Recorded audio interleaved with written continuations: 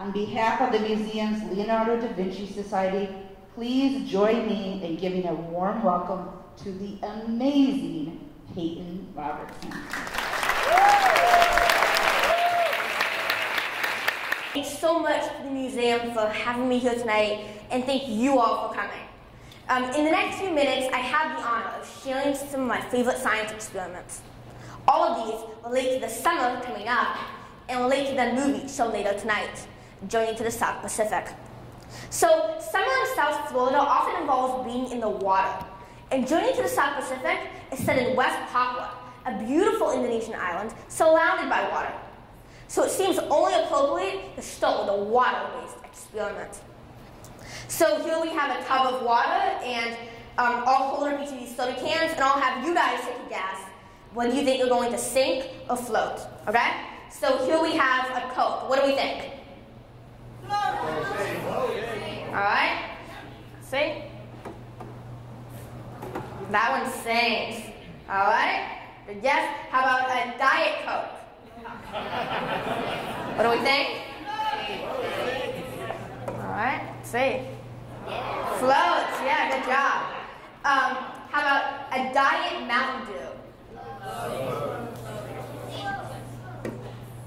Yeah, you guys got the hang of it. How about non-diet Mountain Dew?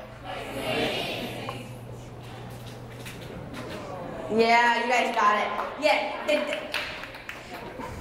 you might have noticed too that the diet sodas float, while the non-diet sodas sink. And this shows the difference between mass and volume. Volume is the amount of space an object takes up, and that's the same for all the cans. But the diet sodas have much less mass, because the artificial sweeteners in them weigh much less than the sugars in the non-diet sodas. So this difference in mass, well, no difference in volume, is what causes the diet sodas to float, while the non-diet sodas sink. And if you're like me and you have short arms and you can't get the sodas out, here's a cool trick. You can add a bit of baking soda or solute. Let's see what that does. That a good bit. See.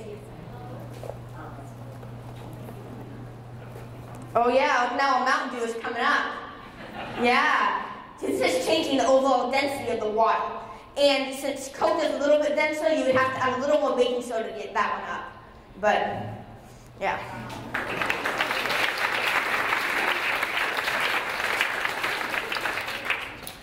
And as you watch the movie tonight, you'll see Indonesians eating and dancing with flair.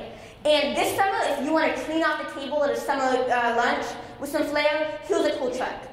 So you're going to want a tablecloth with no hems, so there's no friction. And then you're going to grab onto the bottom and you're going to pull it down. 3, 2, 1.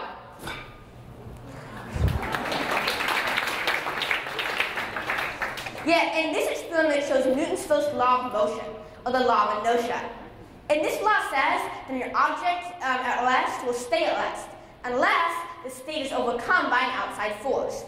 So when you pull this way on the tablecloth, there's a force of inertia this way on the plate. But there's a force of gravity pulling the plate down towards the table, which overcomes this force. So when you pull this tablecloth this way, the plate is able to stay on the table with very little movement in this direction.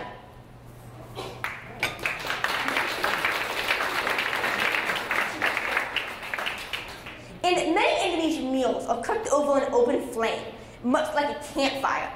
So one of my favorite experiments involves a magical way to put out a fire. So first we're going to add some baking soda to our container. All right. Now we're going to add some dye to our vinegar so we can see it. All right. Let's mix this up. All right, and now we're going to light each of our candles from back to front. Okay.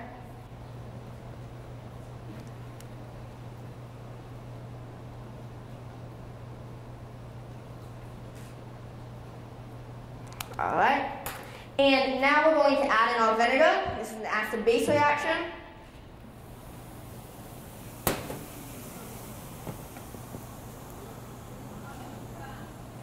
And voila.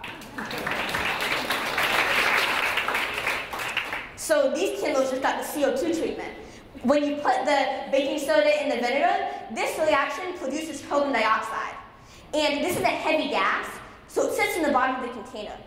But then when you pull out the container without emptying the liquid, the CO2 deprives the flames of oxygen, so causing them to go out.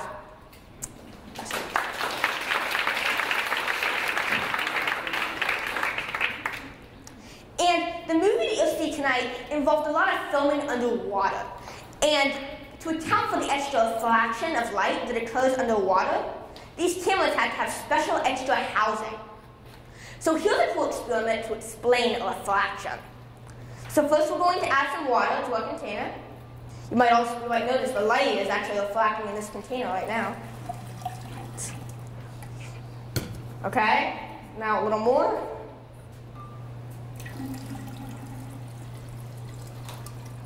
Okay. And here I have an arrow. What direction is this pointing in? What direction? That way. That way, all right? Now, so you can see, I'm going to pass this arrow across the water. See if you notice what happens, okay? Do one side for this side. All right, now for this side. And now for this side. Oh yeah, the arrow actually changes directions. And this is because light bends or refracts when it passes from one medium to another. So when it passes from the air, through the jar, and then through the water, it bends multiple times. It bends multiple times. And this creates the illusion of the arrow pointing backwards in our eyes. So when you do this experiment at home with your family, you can either explain refraction, or you can tell them you're a magician.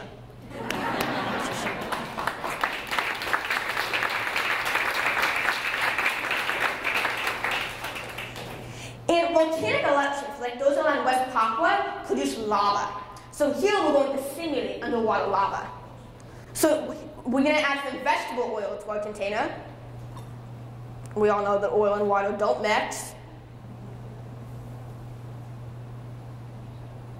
All right. And why do oil and water not mix? This is because the oil is non-polar or the water is polar. And things of opposite polarities don't mix. Now, using that and the fact that I'll tell you that food coloring is polar, do we think the food coloring is going to dye the oil or the water? What do we think? All right. Let's see. Yeah. It doesn't dye the oil. All right. But now to get our lava flowing, we're going to need to add a few alka-seltzer tablets. So we're going to put these in one at a time.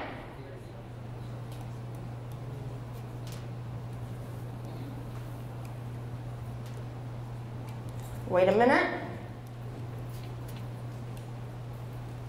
A little bit more food coloring. Wait a minute. Wait for it to start. Wait a minute. It's getting started.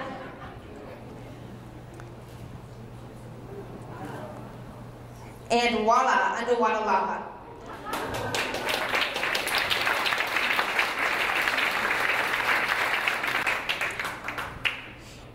And as you watch the movie tonight, you'll notice that Jolly, who's the main character, he explores different layers of the ocean and ocean life. And this summer, if you go scuba diving, you'll definitely see different layers of the ocean. So here we're going to see how different liquids can stack on top of each other using a density tube. So first we're going to add some honey. And this is very thick, so it has a high density.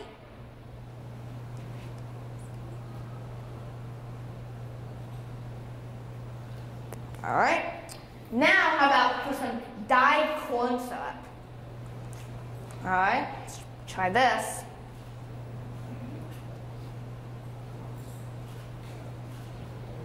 Yeah, and this actually just sits on top of the honey because it has less density. All right, now we're going to add some dish soap. Where is this going to go in our tube? What do we think? Okay.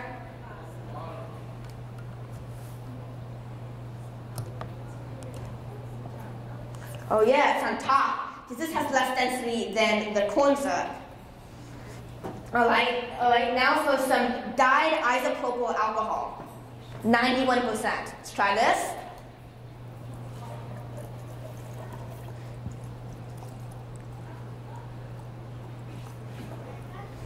Yeah, maybe you see a pattern now.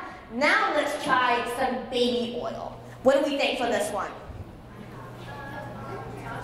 Okay, following the pattern, let's see. Wait for it to separate.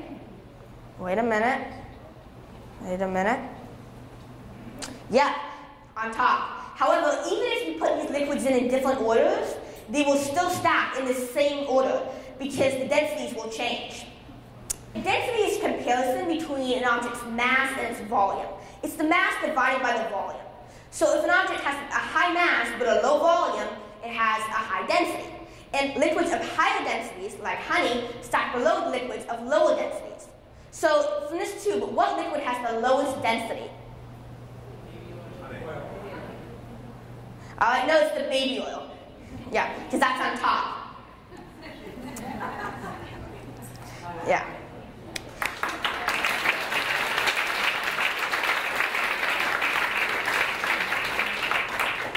The density not only differs with mass and volume, but also with temperature. And you might notice in the movie tonight, the deeper Jawi goes, the main character, the deeper he goes, the colder it gets. And this is not only true in Indonesia, but also in Fort Lauderdale and in all water systems. So here I have a bottle of hot water, and here I have cold water, okay? And this is dyed red for hot, and this is dyed blue. So I'm going to pour in the cold. It's the two sides are separated by a divider, so they can't mix.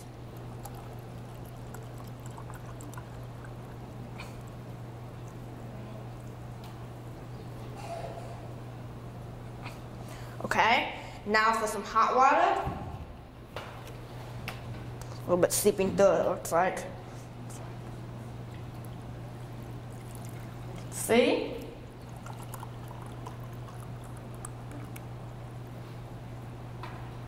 Okay, so now we have our two sides. Now, what do you think would happen if I took out this divider? Any guesses? Yeah, you guys are pretty good. Now we're going to try. It's a bit stuck right now. Let's see if I can loosen it up a little bit. There we go, got it. Watch them, they're fighting. Yeah, now you guys will like, as they equalize, the hot water is set on top and the cold water is set at the bottom. And this is because cold molecules are moving as fast and are therefore heavier, while faster moving warm molecules are lighter and therefore sit on top. And this is actually very important in our weather. It determines funds and many other systems. And go ahead.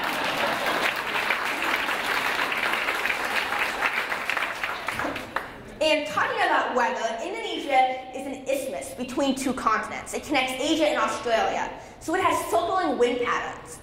And this summer, if you go sailing or surfing, you might want to catch the wind. So here's a cool experiment to explain the science behind wind. And the main force that acts on wind is Bernoulli's principle. So here we have Dan and Michael. Come on up. Okay? So Dan, could you try to just blow into this bag by just putting your mouth on it and just see if that's gonna work? All right, no, not gonna work. That's an easy. You're sucking in the air that's already in the bag, so that's not gonna work. So maybe there's a better way. Michael, so could you hold this end of the bag for us? Let's get out over here. It's already in here. All right, and can you hold the bag about a foot away from your mouth?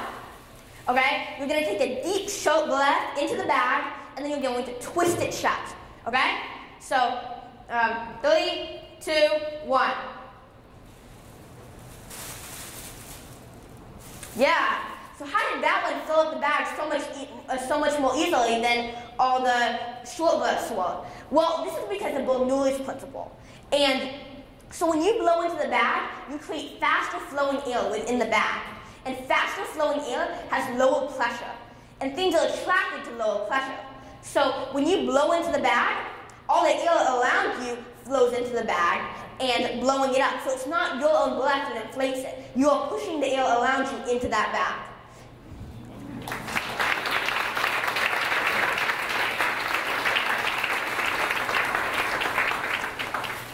And Indonesia lies in the Pacific Ring of Fire, has 400 volcanoes, 150 of which are active. So I thought we should do a volcano experiment. Turn around. And everyone knows if you add baking soda and vinegar and a little food coloring, you can simulate a volcano erupting. But tonight is a big night, so I thought I would show you my favorite chemistry explosion. Alright, so first we're going to add some Dawn dish detergent, okay? See? Each of our flasks. Alright.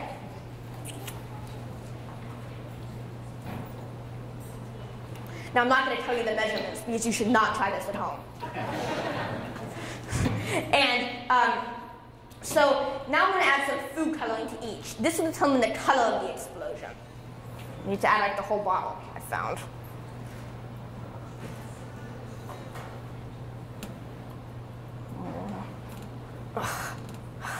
There we go.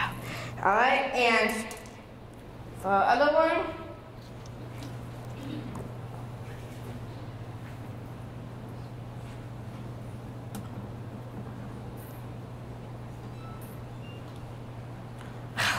there we go.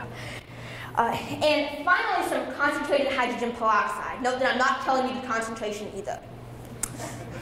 Okay, add it to each one.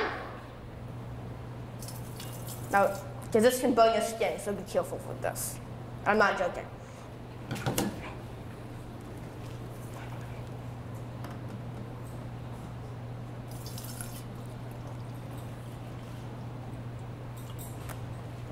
Okay. And the reaction is starting. Oh, you don't see? Oh, that's because we need to speed up this reaction. And you guys said I get to the movie. So to do this, we have to add a special kind of chemical. Anybody know what that's called? Any guesses? Yeah, catalyst, that's right. So we're going to add a little bit of our catalyst to each container, and then I'm going to stand back, okay? So, and this is going to be really soapy. So 3, 2, 1.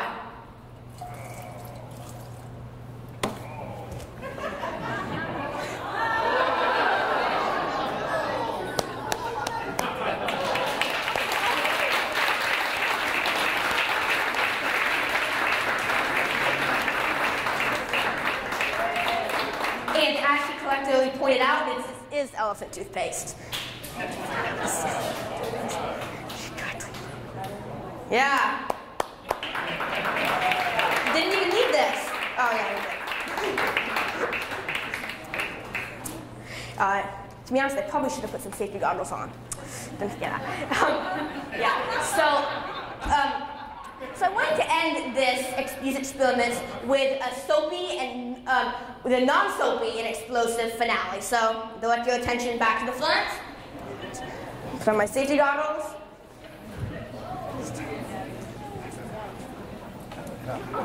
Please don't showcase how to do that at home. All right. Left the light. And so, as you watch the movie tonight, there's a scene where sardines move suddenly in a way which simulates underwater fireworks. And this summer on Independence Day, I'm sure you'll see some great fireworks. So fireworks change color based on the chemicals that are added. And you might be able to guess from the color of this balloon that copper chloride, which is the chemical within this balloon, burns green. So here we have Dan with a long stick with a candle on the end. He's going to light this balloon for us, and we're going to see the copper chloride explode. So, and cue the lights. If you don't like loud noises, cover your ears. I advise you. Okay? So, 3, 2, 1.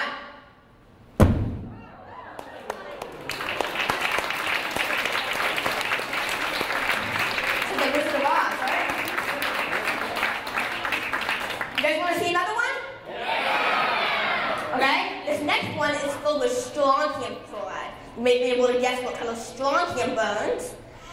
Okay? So again, Dan's going to light a candle. Then he's going to light a balloon. Are you ready? Ready. 3, 2, 1.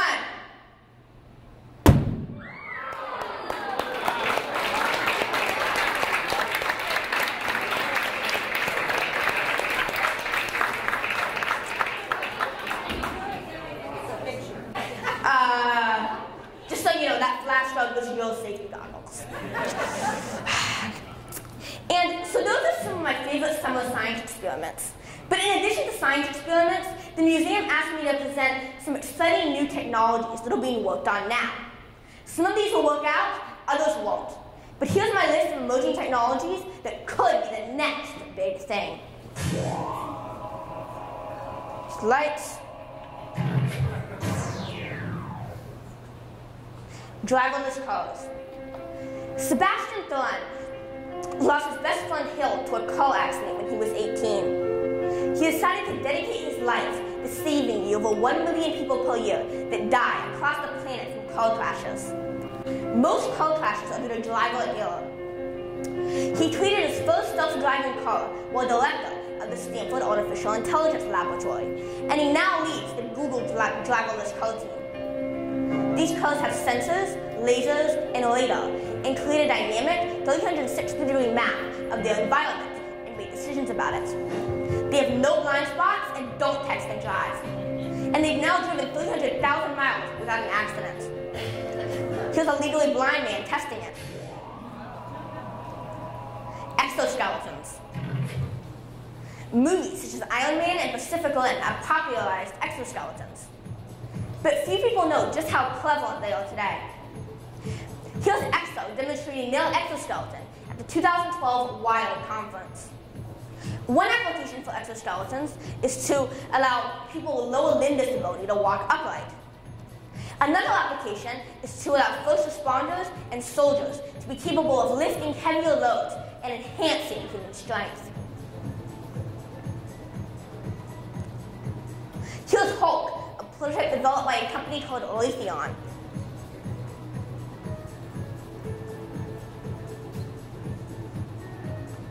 This could be such a promising new technology.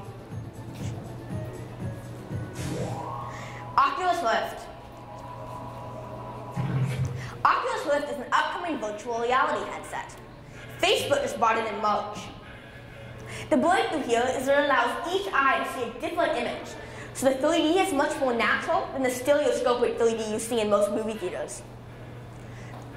Also, Oculus is able to switch pixels at a higher rate, so when you turn your head, you literally look around at your environment. You can also imagine this technology allowing you to tour a potential vacation spot without actually going there. Google Glass. So Google Glass is like a wearable computer. Some of you got to demo it before. I have one right here. So the touchpad is on the side of your head next to your temple, and you touch it to wake up glass. You can adjust the display above your eye if needed. Oh, put it on. So the home screen shows a row of cards. I can slide back and forth between them. So anything to the left is in the future, while anything to the right is in the past. And from the home screen, which shows time, you can give it voice commands that start with OK Glass. So you can say, OK Glass, take a picture. There's a picture of you guys. There you go, just got it. And you can share your photos with other people using Google+.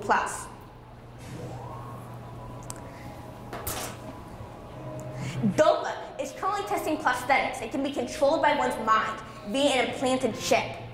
This is earlier stage at some of the other items on the list, but it would be so life-altering for a challenged individual that it made it.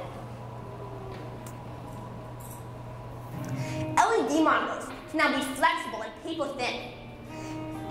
This opens up a ton of possibilities, like having smart paper. It allows TVs in the future to be bent instead of having just straight lines. 3D printing. 3D printing is an amazing technology, and 3D printers are now small enough to fit on your desk.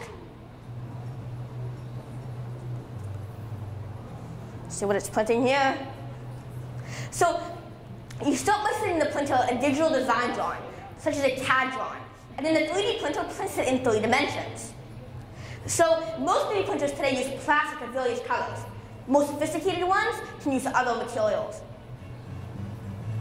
You could also imagine this technology allowing you to replicate other things, like the first human tissue was replicated a few months ago using this. And you could also imagine this allowing an architect to give you a 3D model of your dream home. Oh, there it is, the White House.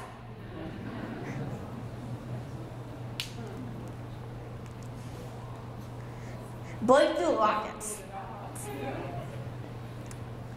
So, many companies are currently testing breakthrough rockets, and Virgin Galactic is one of these. They're hoping to offer suborbital space flights to tourists soon, and to help launch small satellites. They hope to open to the public this year. Tongue twister. It's just $250,000 for a ticket. Anybody want one? And it launches from a faster speed and altitude by using a mothership, which is a fixed-wing aircraft held together by a central wing.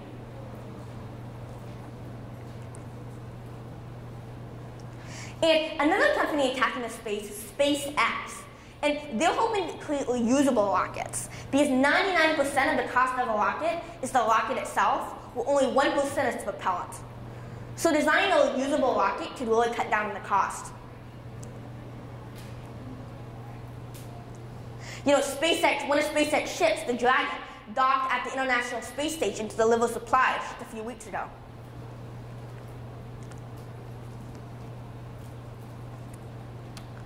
And you know, this could be such an amazing thing, because right now the U.S. has to pay Russia for each seat on the aircrafts. So if they could just pay SpaceX for, I'm sure, a lot less. I think it's $70 million a seat. Mini drones. When most people think about drones, they think about drones used for military purposes. But the ones I'm considering are drones used for civilian purposes. So a company called Titan is currently using mini drones to drop aid packages and to deliver wireless internet to remote areas. Amazon recently revealed plans for Prime Air, which can deliver a small package from their warehouse to a customer in less than 30 minutes. And drones are catching on in shipping as well. In order to stop the problem of the piloting of commercial tankers, ships passing through dangerous areas, like the Somali coast, will no longer have a crew. It'll be a drone ship, and a crew will be put on by helicopter in order to help dock it.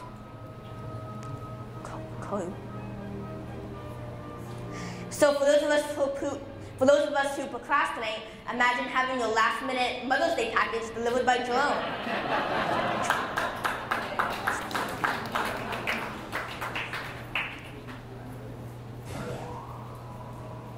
Thank you so much for coming tonight.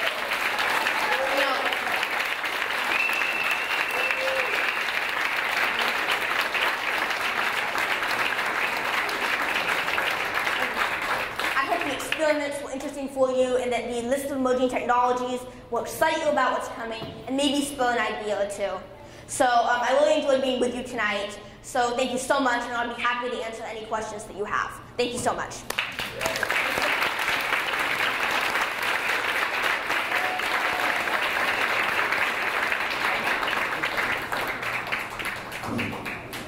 Thank you, Peyton, for sharing your passion with us tonight, and your remarkable ability to relate complex principles in ways we can all understand. I think we all got a little smarter here tonight. Thank you. It's amazing. So we're going to take a few questions from the audience. So if anybody has some questions for Peyton. First of all, a great presentation. Thank you. Secondly, my question, what advice would you have for young scientists?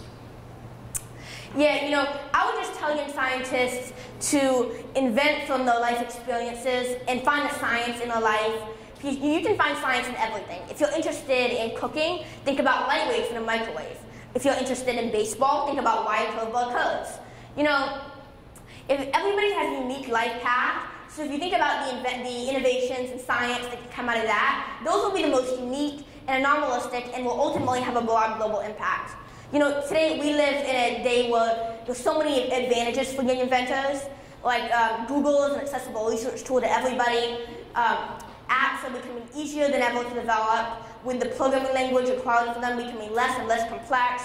Don't say that to my computer science teacher, by the way. But Eric Schmidt, the chairman of Google, said that more information is being created every 2 days now than it was since the dawn of humanity at the 2002 combined. So all of this new information and innovations make the world such an opportune place for young inventors to invent from their experiences. How old were you when you started getting so interested? Excuse me? How old were you when you started getting so interested? Oh, you know, I've always enjoyed math and science, learning about how things work and making things work better. You know, I guess my first thing was when, you know, I love to invent from my life experiences, as I said. So I love to play golf. And when I was 8 and I was playing on a cold day in an out-of-state golf tournament, I realized my ball wasn't flying quite as far as it normally did. So when I came home, I did some research on golf ball construction, and I cut a few balls open and found that colder golf balls have less elasticity, so therefore they don't fly as far. So that kind of sparked me to think about maybe the science of different kinds of polymers inside golf balls, and I was able to start right from there.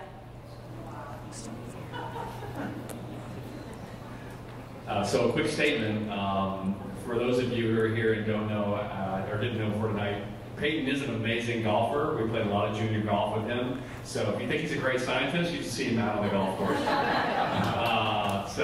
And he's had 2 holes in 1, and I've been playing for like 30 years. I've never had 1 hole in 1. So I don't know how that happened. So my question is, what are you studying in the 6th grade program from Stanford? And why Stanford? I mean, it doesn't have anything to do with the fact that both your parents went to Stanford, does it?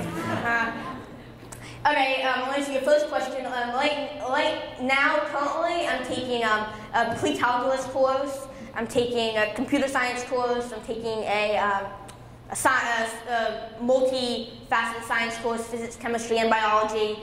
And I'm taking a writing course. I've already signed up for my classes for next year. Why Stanford? You know, my mom went to Stanford, so I love Stanford. You know, I don't know, I've just been a big fan of theirs, another great school. We're going to go, this will be the last question, so we can get to the film. I know we've got a lot to hear from him. This is actually a question about your opinion. The driverless cars, do you think those will become like a normal thing that everyone will have? Oh, I'm sure, one of my teachers at school said that she saw one at some point driving around. You know, I think they're becoming more and more common. And Florida actually became the 2nd state to allow them on public roads last July. All right, well, thank you so much, Peyton. Thank you for sharing with us.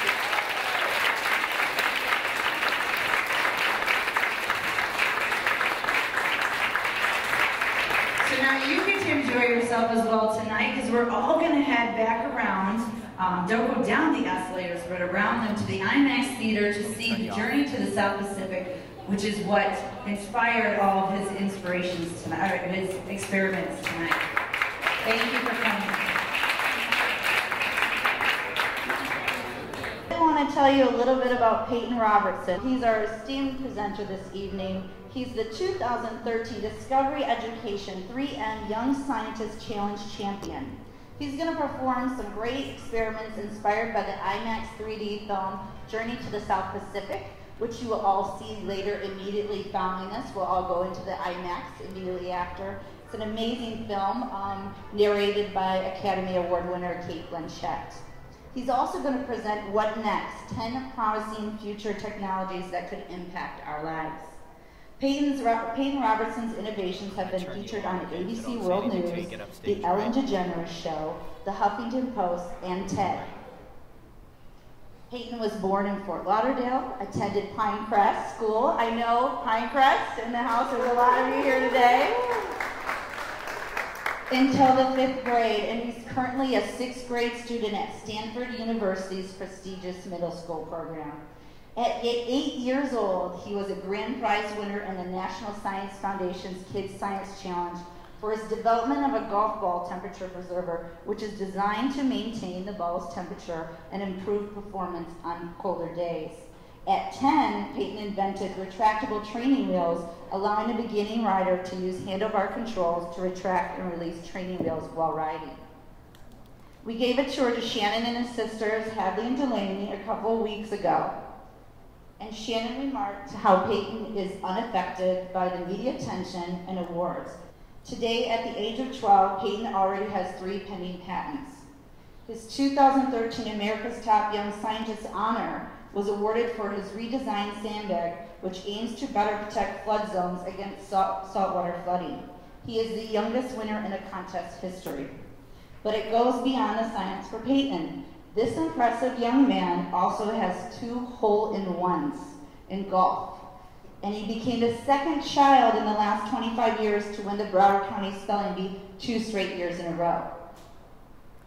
On behalf of the museum's Leonardo da Vinci Society, please join me in giving a warm welcome to the amazing Peyton Robertson.